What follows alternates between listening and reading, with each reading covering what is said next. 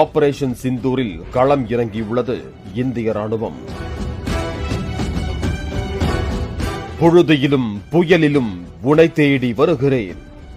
இந்த இயந்திரங்கள் கொண்டு வரும் குண்டுகள் மூலம் உனை தேடி வருகிறேன். என் சகோதர சகோதரியின் வலியை பாரத்தை குறைக்க வருகிறேன். நிழலில் நீ இருந்தாலும் புழுதிக்குள் நீ இருந்தாலும் உனை தேடி வருகிறேன்.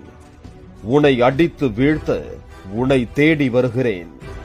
ஏனெனில் அதுதான் என் வேலை, அதுதான் என் நோக்கம், அதுதான் நான் செய்து கொடுத்த சத்தியம்.